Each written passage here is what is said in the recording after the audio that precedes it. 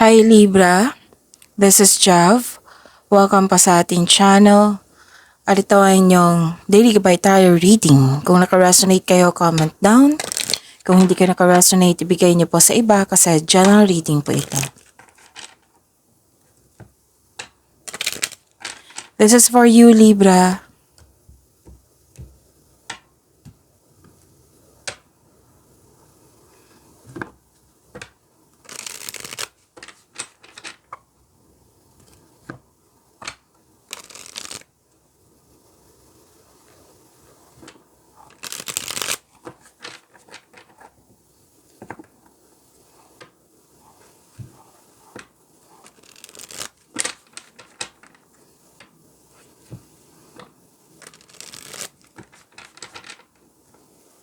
Para po ito sa inyo, Libra.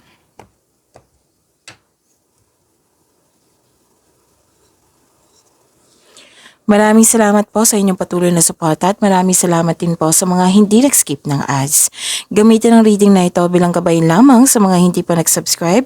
Subscribe na po kayo at click bell notification para malaman nyo na may bago tayong video.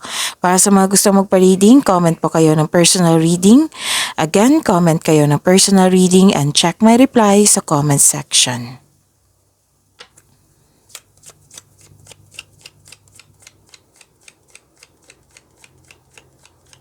Spirit's Guide, mga ganap po para kay Libra. I need 3 cards po.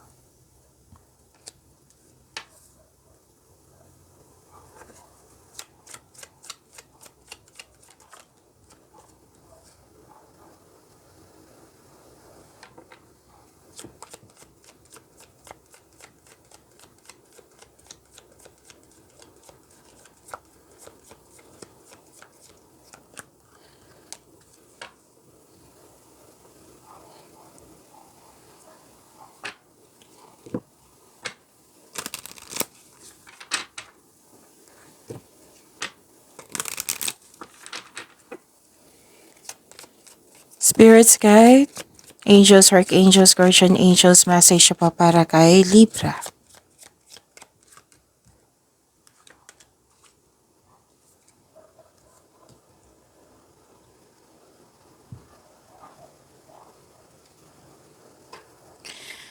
Libra, may biglaang pagbabago dito.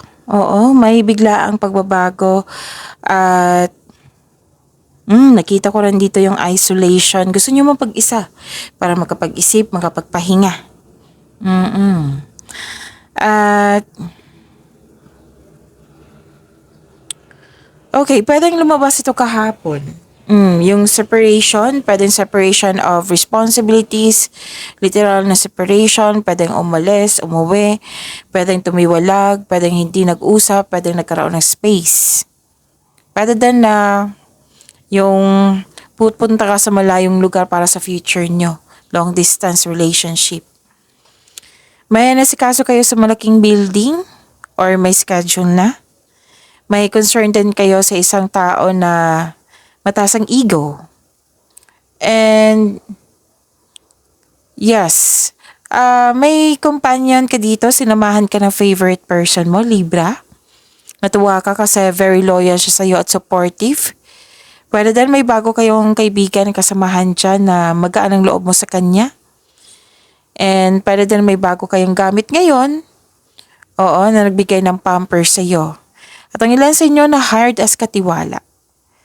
Tapos, I think, kung hindi ito, what I meant is, kung hindi ako nagkakamali ha, lumabas din itong luck sa inyo kahapon. So, napanood nyo na ba yung May 12 nyo? So, this is good luck and good karma. May dumating na opportunities which is positive. Yes, positive opportunities. Recognition, nakilala ka. Pwede nabigay ng compliments sa iyo. And kita-kita ko dito yung happiness mo kasi may success. Diba? So, claim nyo po. Ang ganda, Libra.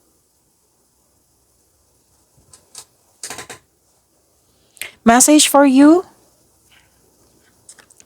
3333.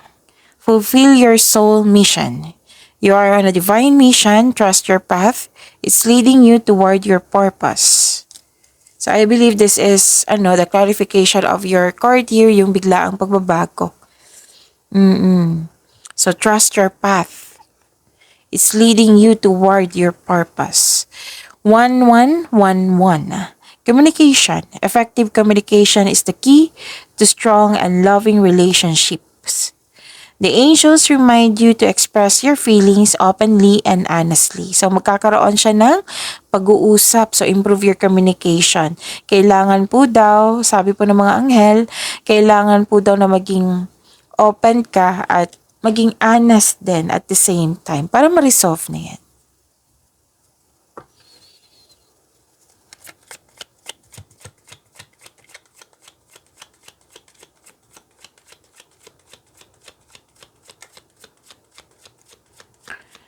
Spirits guide, energy po ni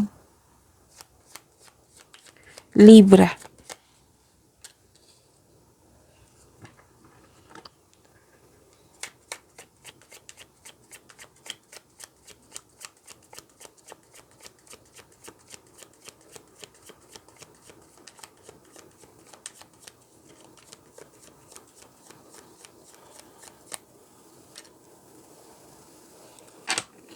Kung may narinig kayo or may nakita kayong repeating message, like for example, nanood kayo ngayon ng inyong May 12 and May 13.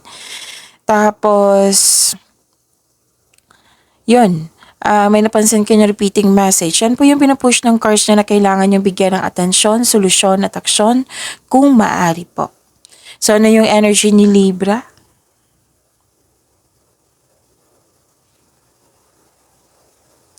Okay. May nangyaring success. This is a clarification of your card here. Success and success. Oracle cards, tarot cards. So, nag-clarify siya na may success. May paalala lang po ang card dito. Maaring nakatanggap kayo ng malaking pera. So, huwag nyo daw i-overspend.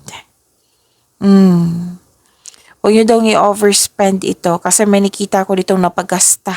Or may concern kayo sa isang tao na materialistic. Or pwede din may tao na hindi nagbigay ng appreciation. Or hindi nagbigay ng halaga. At kitang-kita ko dito napasobra ka sa trabaho. Kaya pala gusto mo magpahinga dito, ma-isolation, makapag-isip, makapagpahinga.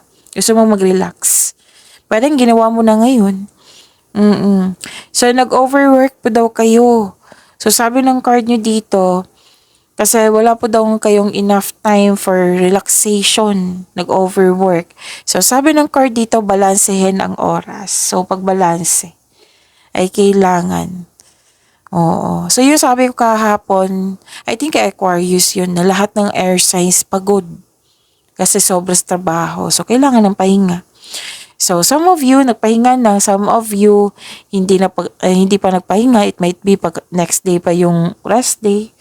So, paalala ng card niyo po ha, balansehin ang oras kasi kailangan yan. Tamang tulog, tamang kain, tamang yung me time, relaxation po. Yung space na sinabi ko sa inyo kanina is preparation. Pwede din na yung sabi ko kanina na isolation. Gusto nyo mapag-isa para makapag-relax. So, yun ang reminder ng card na kailangan nyong mag-relax. Mag-rest.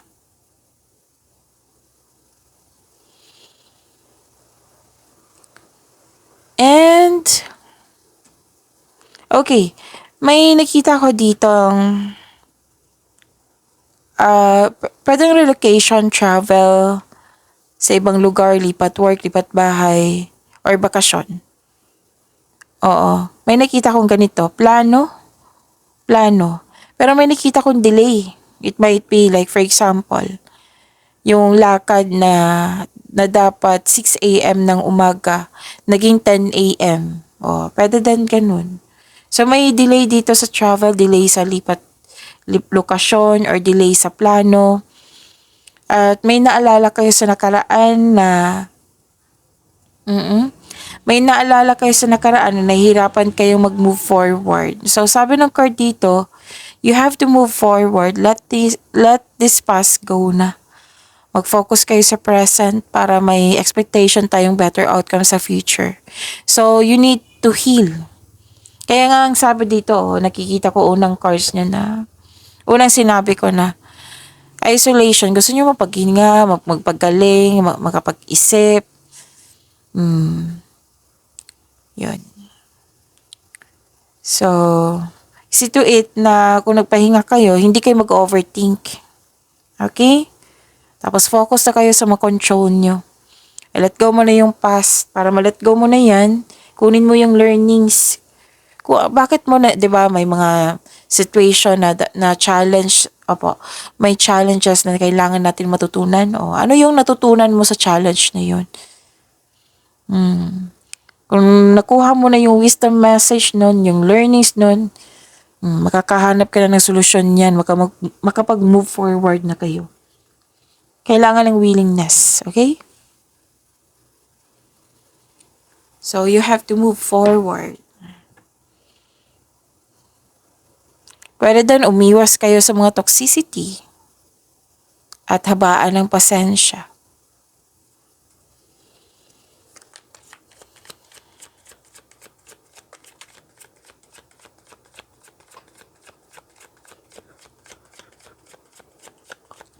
Spirits guide.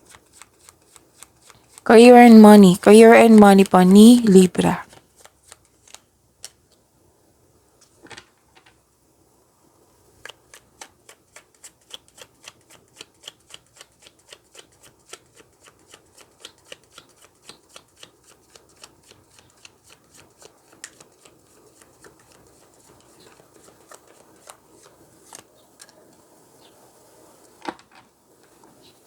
Oh, this is good. Ang ganda. Inom muna akong tubig, sakit ka po, Libra.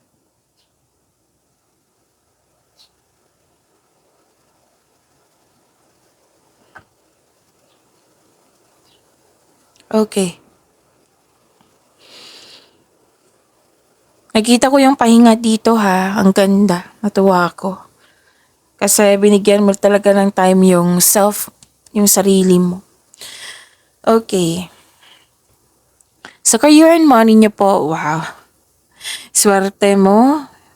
Libra. Granted yung manifestation mo. Sa career and money niyo to ha. Granted yung manifestation mo. Claim mo. May good news kayong matatanggap po. Pwedeng natanggap kayo sa basta natanggap. Pwedeng sa trabaho, pwedeng sa scholarship, pwedeng sa anong tawag dito, sa loan application. Basta natanggap. May nakita ko ditong natanggap. And kakasimula mo lang sa mga ginagawa mo dyan. Pwede din kakasimula mo lang sa trabaho, sa proyekto. Sabi ng card dito, kasi kitang-kita ko yung sipag mo, oo. Pagsikapan mo talaga, tutukan ng mabuti kasi magkakaroon po ng self and financial growth. Sabi yan ng card ha, ang ganda. At maging bukas din po daw kayo sa mga advice sa mga nakakatanda, sa mga may well-experienced na sa buhay, na naka-align sa inyong karera, sa inyong buhay karera. And may parating na masaganang panimula sa workplace mo, negosyo. Mag-ingat po daw kayo sa paggawa ng plano para magtagumpay ito. Sabi po ng card. And ang ilan sa inyo, dine-develop nyo ang inyong hobby, yung skills, para magamit nyo pandagdag income. So, you are very focused, tutok ka ngayon sa inyong trabaho. You're putting effort without rushing. This is good. Gusto ko to. Hindi kayo nagmamadali. You're putting effort without rushing. At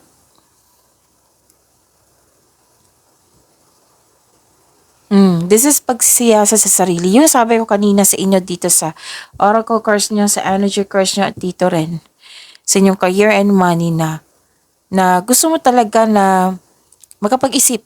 Pagsisiyasa sa sarili nakikita ko dito at pahinga. Parang bumubuo kayo ng project or literal to na structure para magkaroon. Actually, stability to eh. Stability to sa inyong career and money. Okay? So, this is,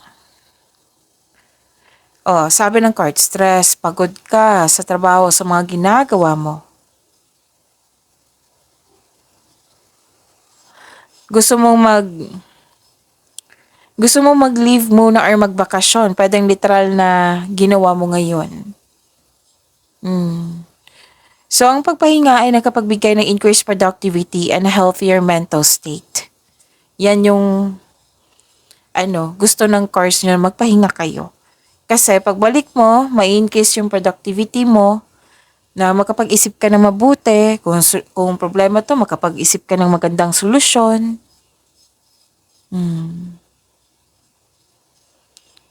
So, this is pahinga. Ang ganda. Kasi nakaramdam ka ng pagod dito, stress, anxiety. Oo. Pero lalaban ka pa rin eh. So, you need to relax, calm your mind, and reflect. Sleep and meditation ay kailangan po.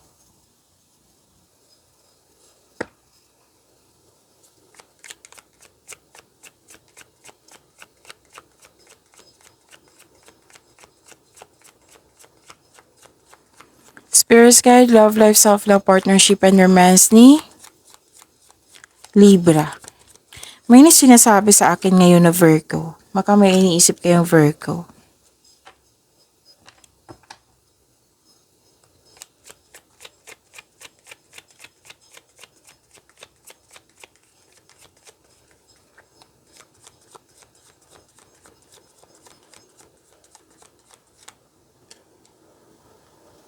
Okay.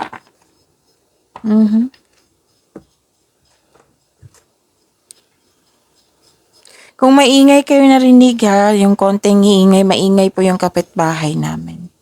So, focus kayo sa akin para may makuha kayong gabay. At huwag kayong mag-alala kasi nakafocus ako sa reading natin ngayon. So, kamusta? Kamusta kayo? Love life, self-love. May hinihintay kayo. May hinihintay kayo dito na may hinihintay para mag-work ba ito? Like for example, connection, mag-work ba ito? Yan, hinihintay. Basta may hinihintay dito na development. Pero darating yan, mangyayari yan. Oo, sabi po yan ng court. Tapos may dumating na opportunity na hindi mo napansin kasi you're trying too hard or nakafocus ka sa isang opportunity. Para sa lahat to ha, single, may relasyon sa buhay mag-asawa. So, the universe asking you to loosen grip and relax. Oh, see? From here to here and here, halos lahat ng cards mo nagsabi dito na kailangan talaga mag-relax, maging kalma, maging balanse. At mag-reconnect po daw kayo at mag-ask ng divine assistance. So, nagkaroon ng delay. Sa hinihintay mo, pwedeng hinihintay mo yung boyfriend mo, may hinihintay kang message, basta may hinihintay kayo. At baka mapagasta kayo ha. Oo, kasi may nakita akong loss of money dito. I know this is about love life, pero baka magkasta nyo yung ipon nyo, na iningat-ingatan nyo, or yung taong yun, pinakaalaman nyo yung pera mo, or pag-uusap lang to, na basta may nakita ang loss of money kasi pwedeng nagkasta, nawala, kinuha, na damage, or may nangingialam sa inyong kaperahan. Okay, so yon. Paalala lang po. So may parating dito, pero hinihintay mo. It might be yung tao may biyahe pa uwi sa'yo, tapos nagkaroon ng delay na dapat morning siya makauwi, gabi yung example lang po ito, gabi na nakauwi. Kasi nga, karoon ng delay. Pwede din mensahe yan. Basta, may nakita rin ako ditong nanligaw na hindi napansin. Kasi you're focused pwedeng sa career and money or sa isang tao. So, you have to loosen grip and relax po. Itanong nyo sa inyong tuition kung ano ito. Okay?